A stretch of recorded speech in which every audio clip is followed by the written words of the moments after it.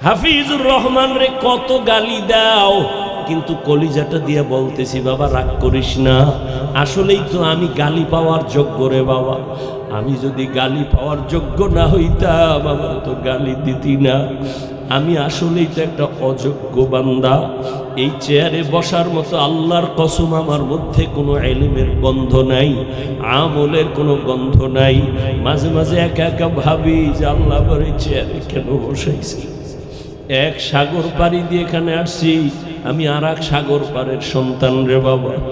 এই মানুষগুলো কেন আসছে তাও আমি বুঝি না, অথচ আমার কথায় কোনো কিছুই নাই, আমার ইলম নাই, আমল নাই, কেন আসছে তাও জানি না। আল্লাহর কাছে এখন শুধু একটাই দোয়া করি, মালিক তুমি আমার সম্মানের জায়গায় বসাইছো, গুনার কারণে ফালাইয়া দিও না রে আল্লাহ। সম্মানের জায়গায় বসাইছো রে মালিক, গুনাহের কারণে তুমি ফালাইয়া দিও না। ও কলিজার যুবক, পায়ে হাত রাইখে বলি, কলিজা দিয়া মোহাব্বত করি রে বাবা। আমি এখানে একটা যুবকেরও হুজুর বানাবার জন্য আসি নাই, ভয় নাই। আমি তোমাকে একবারও বলবো না তুমি স্কুল ছাইরা কলেজ বাদ দিয়া মাদ্রাসায় যাও, দাড়ি লম্বা করে তসবিহ হাতে নাও, পাগড়ি লাগাও, একবারও বলবো না। বরং আমি তোমার পক্ষে কিছু কলিজা দিয়া দোয়া কইরা যাব। আমি শুরুতেও বলছি, আবারও বলি, আমার দোয়া কবুলের খোদার কসম গ্যারান্টি নেই, তবে এই মাঠে বহু আল্লাহর বান্দা আছে আমিন খালি ফেরত যাবে না। আর এটা রসুলের কথা, একজন আর আমিন যদি মজলিসে কবুল হয় সবারটাই কবুল হয়ে যাবে। ও আমার কলিজার যুবক,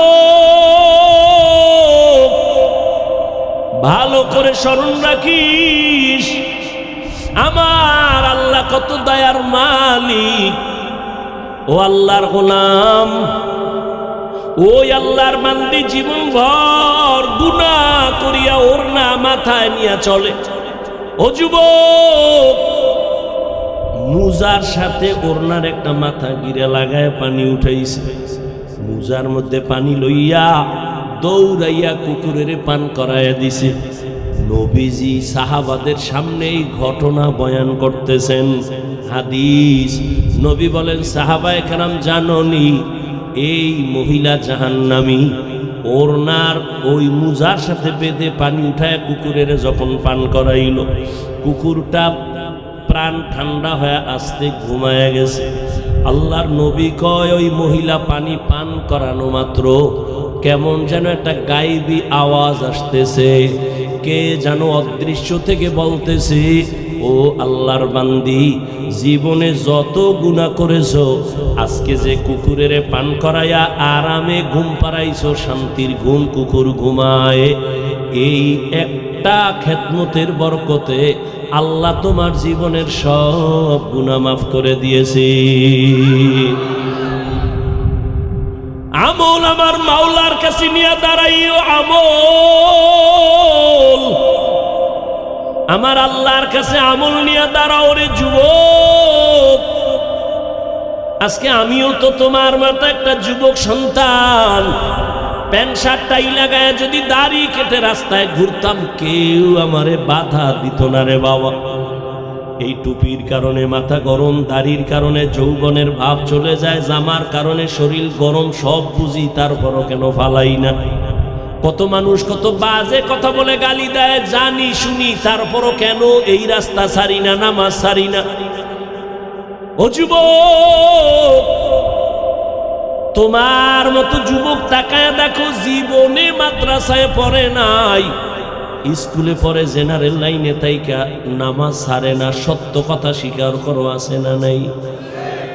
তোমার বিবেকের জিজ্ঞাসা করো, তুমি কেন পারো না? তোমার মতো যুবক রাস্তায় গাড়ি চালায়, ড্রাইভার, আজান হয়ে গেছে, নামাজে হাজির, বলো তুমি কেন পারো না রে বাবা? তোমার মতো যুবক ময়দানে কৃষি কাজ করে, নামাজ ছাড়ে না, গামছা বিছাইয়া নামাজ পড়া ফেলাইছে, তুমি কেন পারো না?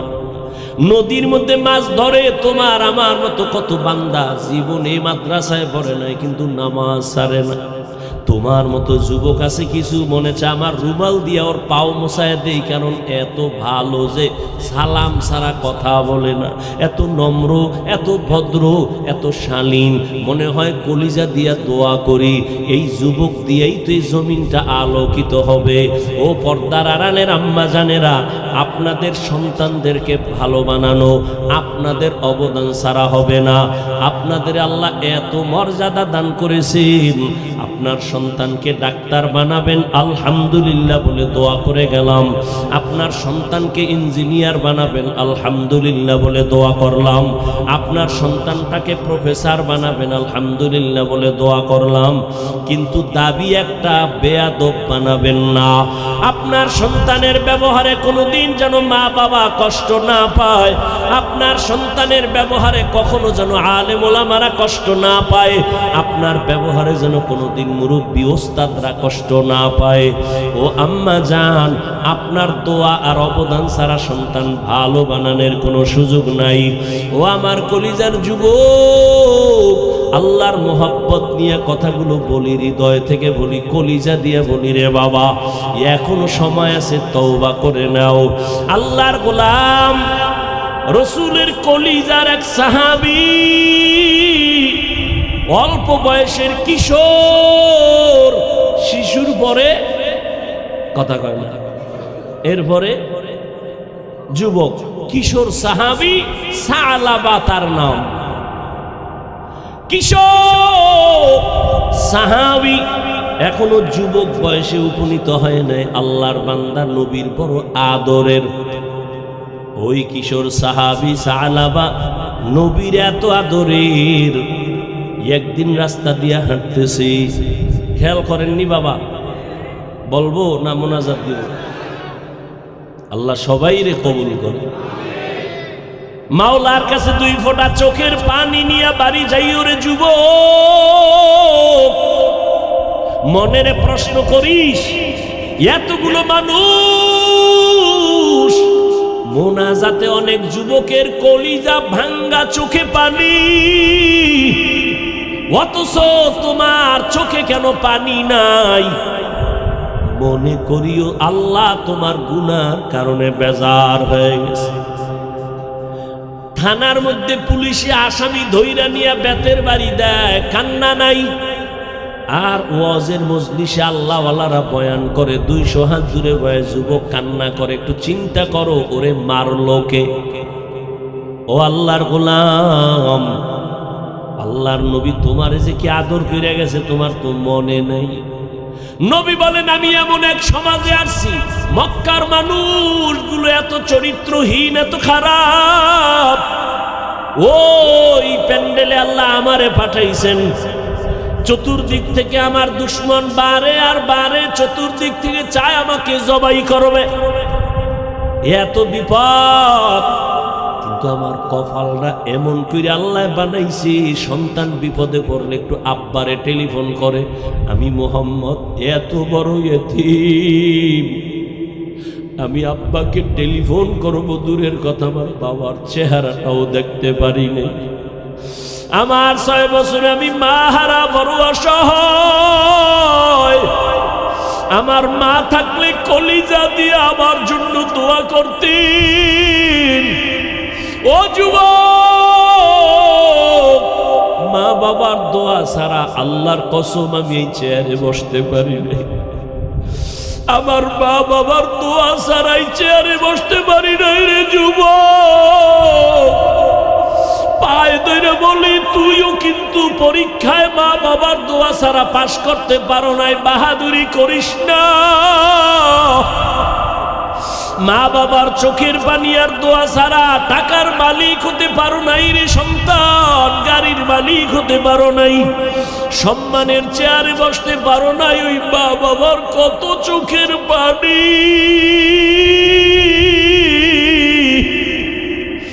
ওই মা বাবার জীবনটা বিসর্জন দিয়ে তোমারে আমারে মানুষ বানাইছেন। যেই মা, যেদিন আমার আম্মা জানের কণ্ঠ ঘরের বাইরে কেউ জানে না, কিন্তু আমি হাফিজুর রহমান যেদিন দুনিয়াতে আসবো, ওই দিন আমার আব্বা এত চিৎকারের আওয়াজ প্রসব বেদনায় মা এত কান্না কাঁদলেন, আমার পাশের বাড়ির মানুষেরাও ঘুমাইতে পারে না মায়ের আওয়াজে। যেই মায়ের কণ্ঠ কেউ জানে না, শুনে না, আজকে আমার কারণে আম্মা জান প্রসব বেদনায় কাঁদে। আমার দাদি নানি পাশে বসে আম্মা জানের বুঝায়, এত কাঁদিও না। আমার আম্মা কয়, আমার বোধহয় মরণের ডাক আইসা গেছে। কত মহিলারা বাচ্চা প্রসবকালে মরে যায়, আমি বোধহয় মরিয়া যাব, আমার স্বামীকে একটু আমার কাছে আসতে দাও, আমার স্বামীর একটু একান্তে কথা বলার সুযোগ দাও।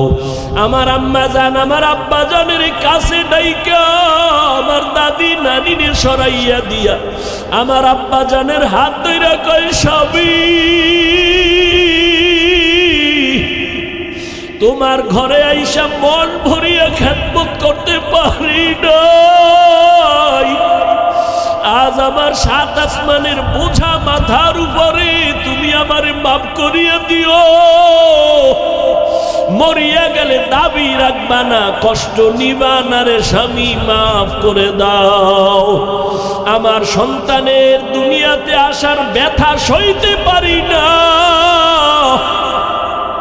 এর থেকে মরা ভালো। আমার আব্বা যেন কান্না করে বলছিলেন, ও বিবি ধৈর্য ধারণ করো, কান্না করিও না।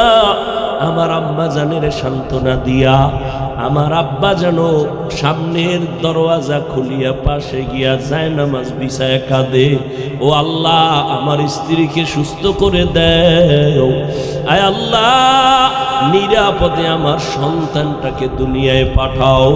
এ যুবক, ওই মায়ের ঋণ কেমনে আদায় করবি রে বাবা?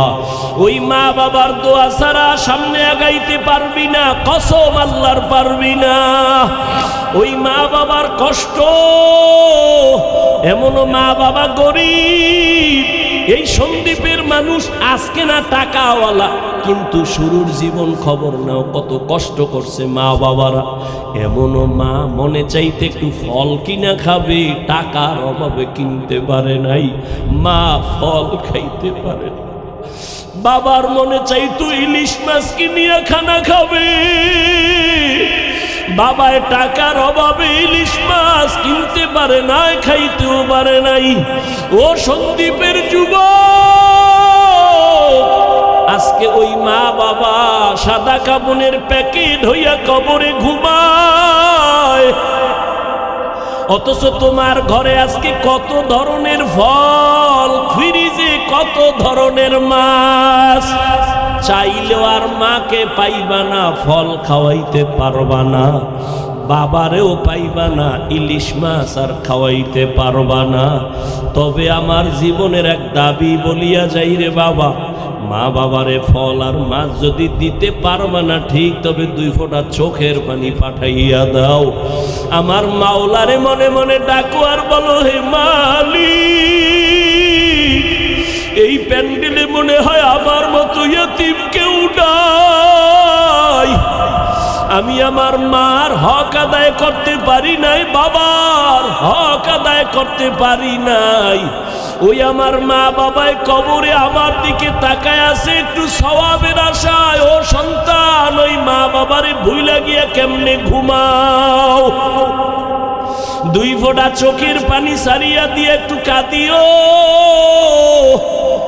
গুনার কারণে দিলটা পাথর হয়ে গেছে, চোখে পানি নাই। ওরে ডানে বামে যদি দেখো কারো চোখে পানি, লজ্জা ফালাইয়া হাত বাড়াইয়া দোয়া চাইও। কান্নাওয়ালার দোয়া খালি ফেরত যাবে না রে বাবা। ডানে বামে যদি দেখো কারো চোখে পানি, মনে করি ওর উপরে আমার মাওলার দয়া আর রহমত আছে, হাত বাড়াইয়া দোয়া নেও। কান্নাওয়ালার দোয়া খালি ফেরত যাবে না রে বাবা। ওই মা বাবা বেঁচে থাকলে যুবক বাবা, বাসায় গিয়ে যদি দেখো মা আছে বাবা আছে, হাত বাড়াইয়া দোয়া নিও। বাবারে গিয়া বলিও, রে বাবা একটু দোয়া করিয়া দাও। মাকে গিয়া বলিস, ও মা জীবনে তোমার হক আদায় করতে পারি না, বড় উল্টা কত কথা বলছি, তোমার চোখে পানি আসছে, বেয়াদবি করেছি। আজকে এই সন্দীপের প্যান্ডেলে বয়ানে গিয়ে দেখলাম কত যুবক কাঁদে, আমার চোখে পানি নেই কেন মা? মনে হয় গুনার কারণে আল্লাহ বুঝি আমার উপরে বেজার হয়ে গেছে। ও মা, আজ আমি তওবা করে আসছি, আর তোমাদের কষ্ট দিব না, বেয়াদবি করব না। মা বাবা মুরব্বীর দোয়া নিয়া, ওলামায়ে কেরামের দোয়া নিয়া চলবো, আর নামাজ ছাড়বো না, দাড়ি কাটবো না, বেপরদায় চলবো না, তওবা করে আসছি। মা, তুমি আমার মাথায় হাত দিয়ে একটু দোয়া কইরা দাও। মাকে তুমি যদি বলতে পারো, দেখবা মায়ের চোখেও পানি চলে আসবে। মা একটা চিল্লান দিয়া বলবে, বাবা আয় আয়, আমার বুকে আয়। মাথায় হাত দিয়া মা একটা ডাক দিবে, ও আরশে আজিমের মালিক, আমার এই সন্তানের নিয়ে জীবনে বহু কষ্ট করেছি রে মাওলা। আজ আমি দোয়া করি আমার সন্তানটারে তুমি আদর্শ একটা সন্তান বানায় দাও। মা দোয়া করার সাথে সাথে আরশে আজিমে চলিয়া যাবে। মা বাবার বরদোয়া নিও না রে বাবা, ওলামায়ে কেরামের পরামর্শ আর দোয়া নিয়ে চলিও। ওই মা বাবার দোয়া নিয়ে চলিও, চোখের পানি ফেলে তওবা করিও। মনেরে বুঝাইও রে মন, তোমার মতো কত যুবক স্কুল কলেজে পড়িয়াও নামাজ পড়ে। ও পর্দার আড়ালের আম্মা জানেরা, আপনার মতো কত মা এই সন্দীপে তো এখনো আছে, নামাজ ছাড়ে না, বেপর্দায় চলে না, মোবাইলে সময় নষ্ট করে না, স্বামীর মাল হেফাজত করে, খেয়ানত করে না। ও পর্দার আড়ালের বোনেরা, তোমার মতো কত বোন লেখাপড়া করে, পর্দা করে, নামাজ পড়ে, মোবাইলে চরিত্র নষ্ট করে না। মানুষের জীবনের বড় পুঁজি হলো সুন্দর চরিত্র। ও বোনেরা, আপনারা কেন পারবেন না? এরে আম্মা জানেরা কেন পারবেন না? এখনো তো পারেন তওবা করে নিতে। আল্লাহর কাছে বলেন, আপনার মতো দামি মা আর কে হবে? আজকে এই স্টেজে কয়েকটা সন্তানের মাথায় পাগড়ি পরাইলাম, এরা কোরআন সিনায় মুখস্থ করে ফেলেছে। আজকে খবর নিয়ে দেখেন, ওদের মা বাবার মতো আনন্দিত জমিনে আর কেউ নাই। ওই মা বাবা আজকে হাফেজে কোরআনের মা বাবা হয়ে গেছে। ও মা, আপনারা তো নবীদের মায়ের মতো দামি মা, সাহাবায়ে কেরামের মায়ের মতো দামি, হাফেজে কোরআন আলেমদের মায়ের মতো দামি মা। আপনারা তো খাদিজা রাদিয়াল্লাহু আনহার মতো নারী, ফাতেমা রাদিয়াল্লাহু আনহার মতো দামি নারী, আয়েশা রাদিয়াল্লাহু আনহার মতো দামি নারী। আপনারা তো ইসমাইল নবীর মা হাজেরা আলাইহা সালামের মতো দামি নারী। আপনারা তো ঈসা নবীর মা মারিয়াম আলাইহিস সালামের মতো দামি নারী। এই জমিনে আল্লাহর এক বড় দুশমন ছিল ফেরাউন। আপনারা জানেননি সেই ফেরাউনের স্ত্রীর নাম কি? ও পর্দার আড়ালের আম্মা জানেরা, কত বড় বেঈমান ফেরাউন, তার স্ত্রী আসিয়া আল্লাহর কত দামি বান্দি হয়ে কবরে গেল। রহমতের নবী বলেন, কিয়ামতের দিন জান্নাতের ভেতরে আসিয়ার সাথে আমার সাথে বিবাহের বন্ধন হয়ে যাবে। ও আম্মা জানেরা, ফেরাউনের ঘরে থাইকা আপনার ওই আসিয়া কত আল্লাহর মোহাব্বত নিয়ে গেলেন। আপনার স্বামী তো ফেরাউনের মতো খারাপ না। আপনি নামাজ পড়লে তো স্বামী আপনাকে নিষেধ করে না, বরং অনেক স্বামীদেরকে দেখি আমগো কাছে আইসা প্রশংসা করে, হুজুর আমি যদিও নামাজ পড়ি না, তবে আমার একটা বিবি পেয়েছি ভালো নামাজ পড়ে, কোরআন তেলাওয়াত করে, আমার স্ত্রী বেপরদায় চলে না, আমার স্ত্রী কখনো মোবাইলে সময় নষ্ট করে না। প্রশংসা করে রে আম্মা জান। আপনি কি পারেন না নামাজ পড়ে সন্তানের জন্য দোয়া করবেন? সন্তানের যদি বুঝাইতেন, বাবা তুই একটা আদর্শ ডাক্তার হও, আদর্শ ইঞ্জিনিয়ার হও, তুমি একজন আদর্শ প্রফেসর হও, কোনোদিন কারো সাথে বেয়াদবি কইরা বরদোয়া নিবা না। আপনি যদি সন্তানটাকে বুঝাইতেন, আপনার সন্তান আপনার কথাটা অন্তরে লালন করত, কোনোদিন আপনার কথা ফালাইয়া বেয়াদবি করত না। আপনার সন্তানটারে যদি নামাজের কথা বলতেন, আপনার সন্তান নামাজের দিকে আগায় যাইত। ও বৃদ্ধ বাবাজি, আপনার মতো কত বাবা মসজিদে গিয়া নামাজ পড়ে, আপনি কেন পারেন না? আল্লাহর কাছে তওবা করে। আমি বয়ানের শুরুতেই বলেছিলাম, জানি না কার কপাল খারাপ আর ভালো। 13 বছর নবীর বয়ান শুনিয়া আবু জাহালের কপালে কালেমা জুটে নাই, আর নবীরে জবাই করতে গিয়া ওমরের মতো বান্দা কালেমাওয়ালা হয়ে গেছে। এই ময়দানে জানি না কে আবু জাহালের মতো তওবা না করিয়া বাহিরে গিয়া আবার বিরোধিতা করে গুনার পাল্লা ভারী করবে। আবার একদল ওমরের মতো গোলাম গুনার কথা স্মরণ করে কাঁদবে আর বলবে, আল্লাহ এই বেহেশতের প্যান্ডেল থেকে আর গুনাহ নিয়ে বাসায় যাব না। জীবনে কত নামাজ ছাড়লাম, কতবার দাড়ি কাটলাম, বেপরদায় চললাম, আজকে তওবা করলাম, মরিয়া গেল আর নামাজ ছাড়বো না, দাড়ি কাটবো না, বেপরদায় চলবো না, মা বাবার সাথে বেয়াদবি করবো না, ওলামায়ে কেরামের বিরোধিতা করে গুনাহগার হব না, নবীজির তরিকা মেনে চলবো, নামাজ পড়বো। জানি না কার অন্তর তৈরি হয়ে যাবে, তবে যার অন্তর তৈরি আছে, মুনাফিকি অন্তরে নাই, আল্লাহর মুহাব্বত নিয়ে তওবার নিয়ত আছে, যাদের অন্তর তৈরি, মরিয়া গেল আর নামাজ ছাড়বা না, দাড়ি কাটবা না, বেপরদায় চলবা না, আল্লাহর মুহাব্বত নিয়ে চলবা। হায়াতের মালিক আল্লাহ, রিজিকের মালিক আল্লাহ, সম্মানের মালিক আল্লাহ। ওই আল্লাহর মুহাব্বত নিয়ে উত্তম আমল করবা, পরামর্শ নিয়ে নবীর তরিকা মেনে চলবা। তওবা করার মতো যদি কারো অন্তর তৈরি হয়, খাঁটি অন্তরে যাদের নিয়ত আছে তওবা করার, দুটো হাত আল্লাহকে দেখায়া দাও। আয় আল্লাহ, আমার কলিজার এখানে বান্দা, আপনার প্রিয় বান্দা, আমার যুবক ওলামায়ে কেরাম, মুরব্বী যারা হাত তুলেছেন, সবার হাত কবুল করে নেন, তওবা কবুল করে নেন, তওবার উপরে মজবুত হইয়া চলার মতো তৌফিক দান করেন।